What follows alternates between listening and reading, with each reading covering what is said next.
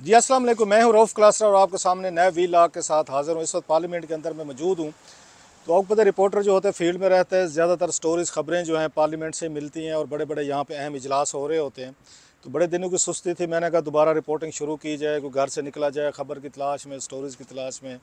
तो पार्लियामेंट में आज आज बड़े अहम ये 3-4 यहाँ कमेटीज़ की मीटिंग्स थी और ये कमेटीज़ बड़ी अहम कमेटीज़ होती हैं। आप अगर समझें, मैं तो समझता हूँ पार्लियामेंट की प्रोसीडिंग से सबसे ज़्यादा जो अहम काम होता है इन मीटिंग्स में होते हैं। और वहाँ पे बहुत सारे ये स्कैंडल्स भी आते हैं, स्टोरीज़ भी आते हैं, आप उनको कैसे पेश करते हैं। वहाँ पे डिस्कशंस होती हैं, डिबेट्स होती हैं, ब्यूरोक्रेसी को बुलाया जाता है, बहुत सारी लर्निंग होती है वहाँ पे।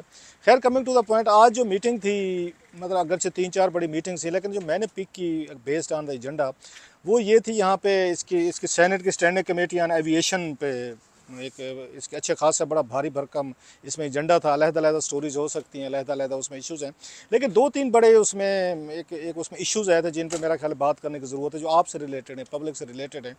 एक तो वहाँ पर अगेन एक एक लास्ट मंथ की बात है, लास्ट मंथ मीन्स उस अगस्त की बात है। वहाँ पे 14 अगस्त को दुबई से एक फ़्लाइट आ रही थी पाकिस्तान के लिए, जिसमें 2 डेड बॉडीज़ भी थी।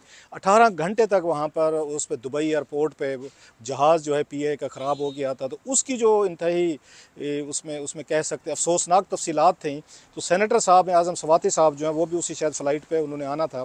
तो उन्होंने आके यहाँ पर उसमें एजेंडे में डाला था कि पीए के इस स्टाफ का, अमले का और इनकी कारकर्दगी का जो उन्होंने पोल खोला, जो बातें बताई वो बड़ी अफसोसनाक भी थी और बहुत सारी मतलब हैरान कौन तो नहीं होनी चाहिए।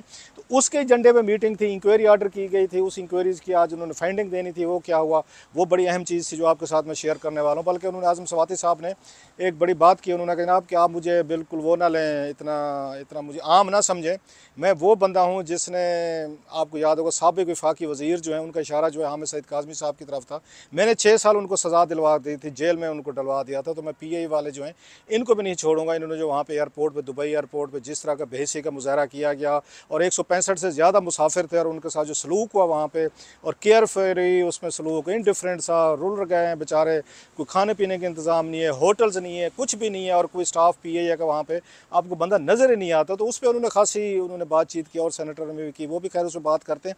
दूसरी जो बड़ी चीज़ थी मेरा ख्याल आप लोगों के लिए बड़ी हैरान कौन होगी और हमारे लिए भी है कि एक जो बयान दिया था गुलाम सरवर खान साहब ने, अभी तक 2-2.5 साल हो गए, पाकिस्तान उसे रिकवर नहीं कर सका। और उसका बताया गया, अगर मैंने सही उसको सुना, कि रोज़ाना का कोई 10 करोड़ रुपए के करीब जो नुकसान हो रहा है सिर्फ यूके और इसके यूरोपियन के जो हमारे रूट्स से उन्होंने बैन कर दिया था पीए को, पीए यहाँ पर नहीं आ सकती।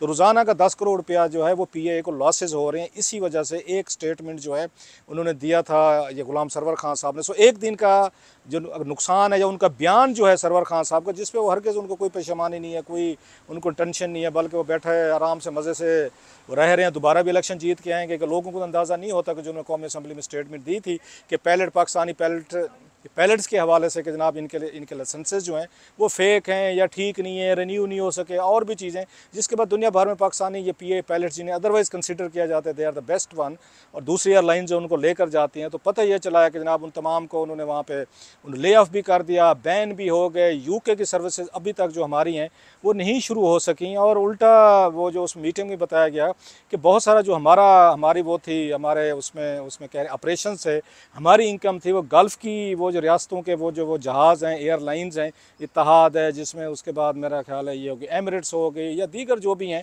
वो सारा बिज़नेस वो ले गए, टर्किश ले गए, वो रूट्स उन्होंने ले लिए। पाकिस्तानियाँ पहले दुबई जाते हैं, फिर उसके बाद उस इस्तंबुल या टर्की वगैरह लेके फिर उसके बाद यूके, यूरोप को जाते थे। ये अभी हमने देखा वर्जिन और वो ब्रिटिश एयरवेज जो है कुछ 1-1.5 सालों से उन्होंने सर्विस शुरू की। उस पर भी सलीम मांडवी वाला साहब ने बड़ी बात की। उन्होंने कहा अब ये कैसे हो सकता है कि वर्जिन और आपने ब्रिटिश एयरवेज को आपने अलाउ किया हुआ है। अगर उन्होंने आपको यूके वालों ने बैन किया हो तो आप भी उनकी बैन करें, वर्जिन को करें और ब्रिटिश एयरवेज को करें। तो खैर मैंने पूछा उनसे, सलीम मांडवी वाला साहब से, कि सर ये चलें, एक आपको चल तो रहा है ना कुछ सिस्टम, अगर आप उनको भी बैन करा देंगे तो पाकिस्तानी जो हैं ये अभी इनको एक 7-8 घंटे बाद लंदन में लैंड कर जाते, फिर तो इनको वहीं से जाना पड़ेगा तुर्की के ज़रिए, या उसके बाद आप दुबई और उसके कतर के ज़रिए, उनके ज़रिए जाएंगे, कतर एयरलाइंस वगैरह के ज़रिए। ये तो लंबा चक्कर पड़ेगा पूरे दिन का। खैर उन्होंने कहा जनाब कि जब तक आप ये काम नहीं करेंगे तो आपको किसी ने सीरियस नहीं लेना इस पे चीज़ पे। और एक खैर पॉइंट उन्होंने बड़ा अच्छा उठाया, उन्होंने PA के हुकाम भी आए, तो CEO आए वो थे, सेक्रेटरी वहाँ पे एविएशन भी थे, कि जनाब आप ये बताए कनाडा में ये पाकिस्तान की 5 दिन हफ्ते में ये फ़्लाइट्स जा रही हैं, कैनेडियन जो हैं वही SOPs, वही टेक्निकल जितने ऑडिट होते हैं, जितनी आपकी रिक्वायरमेंट होती है, फिटनेस वगैरह होती हैं जहाज़ों की दीगर, या जो भी आपके एक उसमें वर्ल्ड ओवर चलते हैं इंटरनेशनल, तो कनाडा ने अगर अलाउ किया हो तो यूरोप ने और UK ने आपको कैसे आपको डिसअलाउ किया है? वही तो आपको अगर स्पेसिफिकेशन तो वही है।